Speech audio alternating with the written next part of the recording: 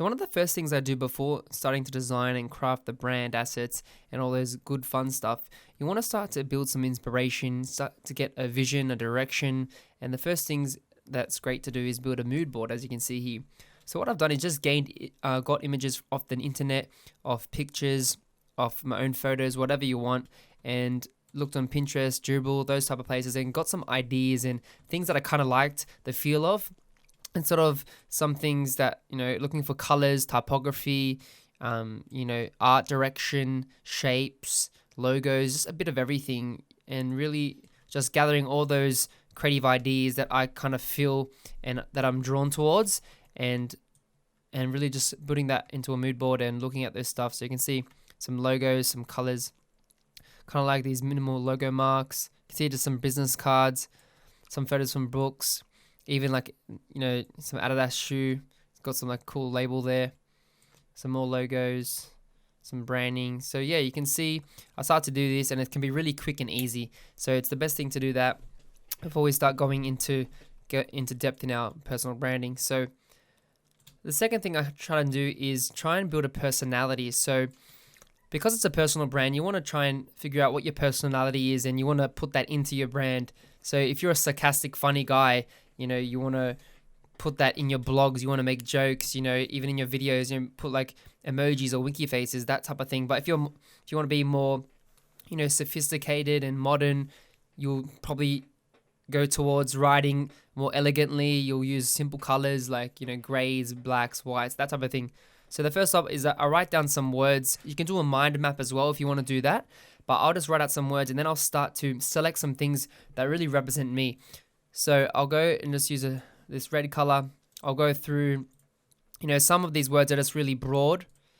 But I'm just going to select the words that really resonate with me and really feel like who I am. Hard worker, I'm raw, and assertive, outgoing, and yeah, I'll just select those for now. So you can see I just selected a few words that really represent me. I'm an honest guy. I keep my word. I'm very assertive and direct with my language. I'm energetic. I'm joyful. I like going to the gym. I like going outside into nature as well. But I also like getting work done and doing tasks and building products. So that's one cool thing that resonates with me. And this is a good way and a good type of thing to start to build out what type of feel and language you want to use, what type of persona you want to give your personal brand. So do this for yourself and it's going to really help you out. Second thing is to find what focus and direction you want to head in.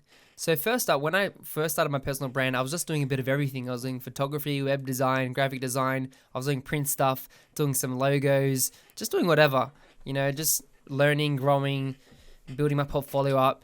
And that's okay when you're first starting off. But eventually when you build your personal brand and you want to go into freelancing and into a long-term thing, you want to focus on a few areas. Trying to keep it between, 2 to 3 areas max. But usually you want to end up focusing on one thing and become a master of it. You've heard that quote before, being a jack of all trades but a master of none.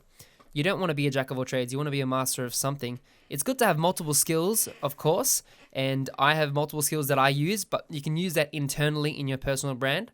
But when you want to focus and project to your audience and to the world, on all your social platforms and all that thing, you want to project one thing, whether you're an illustrator, a web designer, or whatever you are.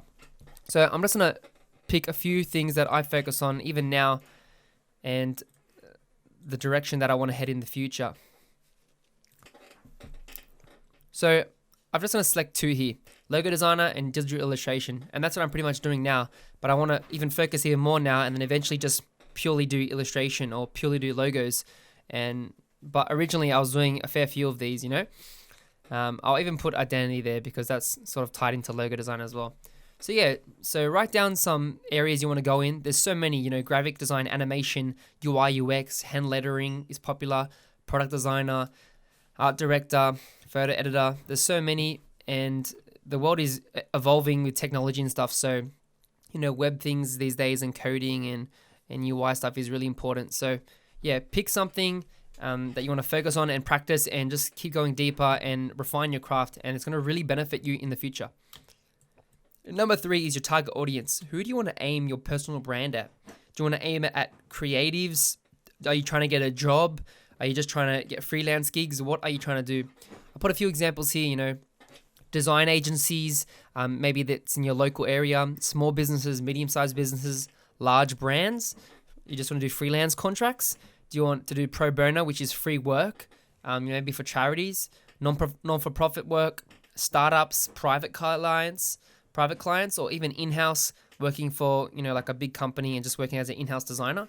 So who do you want to target, like your portfolio and your products and your work? Do you want to target maybe young designers, growing designers, other creatives, maybe aim it at directors or aim it at certain companies? So you got to figure out what you want to aim your personal brand at and who you're trying to sell to and who you're trying to market to.